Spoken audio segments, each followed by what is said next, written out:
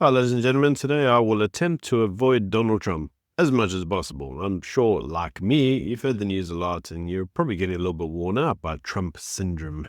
Anyway, let's actually go on to some of the news today. So actually, there's quite a few articles I want to talk about.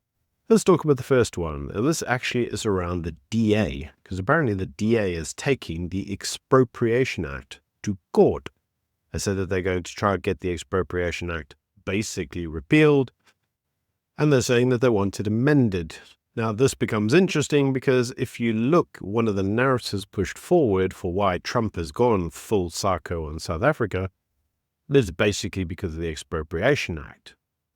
Now, there is another article out there at the moment which basically talks around other reasons that Trump has targeted on South Africa, namely the BEE arrangements in South Africa. This specifically following Trump's anti-DER rhetoric that he's obviously dismantled many of his DER programs in his now current term. And obviously Elon Musk is obviously telling him about the DEI of South Africa. In other words, BEE, Black Economic Empowerment. For those Americans watching this, don't really know what it means. Now, for those Americans who wonder why Trump actually has a beef with BEE, and that's pretty much because of Starlink. He wants to set up Starlink in South Africa, and because of the BEE rules, he's been categorically told that he can't unless he gives away a percentage of his company to a previously disadvantaged individual. So going then on to other news, there's apparently a news article around the basic income grant and why South Africa doesn't have one yet. And it's just addressed in the first lines. There's a reason we don't have one. It's because we can't afford it. We don't have the money. And the article itself says, what we really need to do is improve employment in the country. You see, the biggest problem in South Africa is that everybody wants something for free because they've worked with communists for the longest time. And these communists have basically told them that they can't actually get ahead in the current system because of historical injustices. So because they can't get ahead in the system, what they actually need is assistance from the system in the form of a grant. And that, ladies and gentlemen, is why the big or basic income grant has just become such a big topic. So let's unfortunately break my own rules and actually go on to the whole Trump executive order, except we're not going to look at the executive order itself. I think I've done that quite a bit, but let's actually look at the fallout of it. And that is that according to the South African government and according to the MK party, the bad actor behind the entire thing was actually AfriForum. So AfriForum actually came out and basically said, don't look at us, we didn't cause this. It was you, the South African government, that caused this to yourself. Now, according to AfriForum, the government's just looking for an easy win, an easy target, somebody to blame for the whole US aid ban. And AfriForum apparently just fits that bill.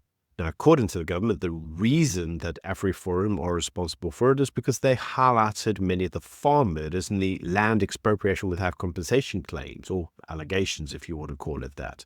And apparently it was those commentaries specifically that were used in justifying Trump's executive orders.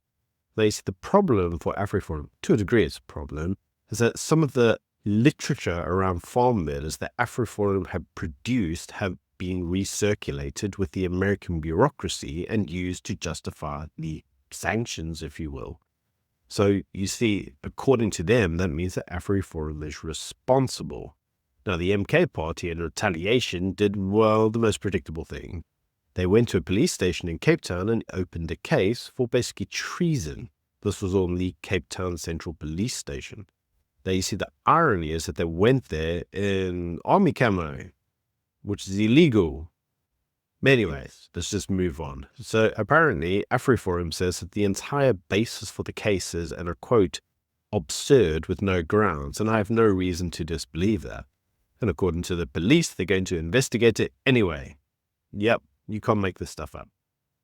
Now, just on cue, when you thought you couldn't make this up any further, apparently the commissioner for the BEE, that guy, commissioner, has come out and basically said that apparently AfriForum is responsible for the entire palaver, and that's because of their resistance to the Expropriation Act. And apparently AfriForum has been trying to overthrow the government and return South Africa to white supremacy rule and to recolonize South Africa. Yes, you can't make this up. This is the commissioner who's responsible for all the BEE rubbish in South Africa. Yep, this is exactly how he thinks. White supremacy and recolonizing the country. Yep. So, ladies and gentlemen, I'd love to hear from you. You tell me, what do you think? Is AfriForum responsible for this entire thing? Now, I'm going to give you my view on who I think is responsible for it. South African government, because we issued a case against Israel in the ICJ, and the entire case was predicated around some allegations made, and a lot of the allegations pushed forward were basically funded by Iran. Allegedly. And this is the allegation of, as you know, if you watch this channel, from Helen Zille. She suggested that. So don't come after me, ANC. But in any case, that entire case has irked the US because the US consider that basically the ANC is siding against one of its allies. And then don't forget that we also participated in military exercises with Russia and China, two parties that the US is currently not friendly toward. So according to the US, well, we've gone against one of its allies, and they've sided with two of their not-so allies. So the South African government is being penalized for it, because according to them, this is all damaging to US interests. I don't really think the expropriation bill and the BE stuff really have a lot to do with it, but I think it's easy to moralize the arguments and just point to those things.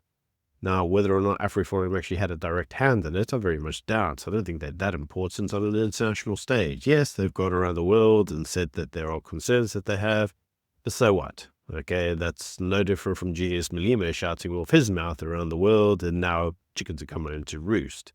But okay, this is my view. You can let me know what you think. So let's actually go on to the final news story. And you know what? It's the best news story ever, because I am assured by many, many commentators in the comment section that the future of this country is the MK party and the EFF, even though the EFF's dead, like long gone.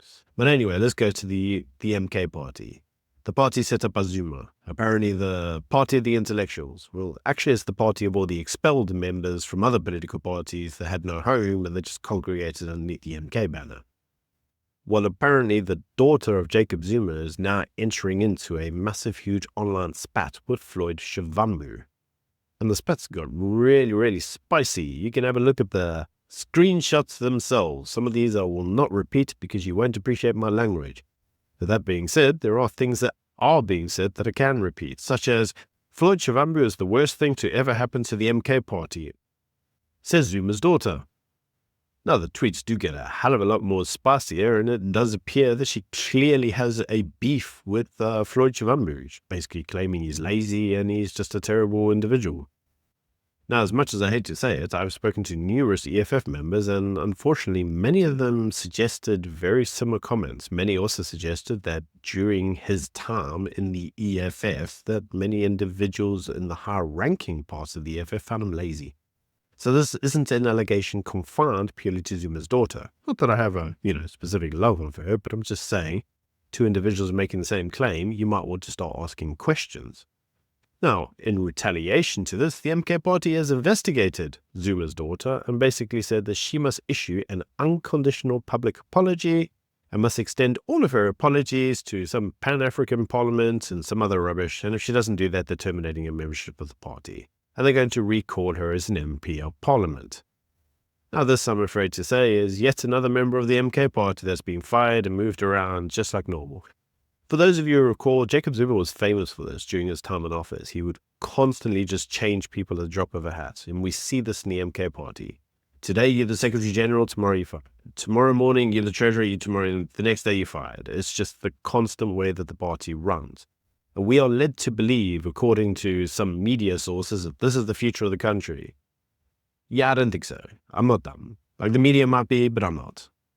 Anyway, I'll leave you with the final comments, and that is apparently, according to the ANC, they are not going to be pursuing any legal action against AfriForum for their role in the misinformation, because they probably know what I know, and that's you can't actually tie any actual evidence against them to show that they were the ones responsible for this.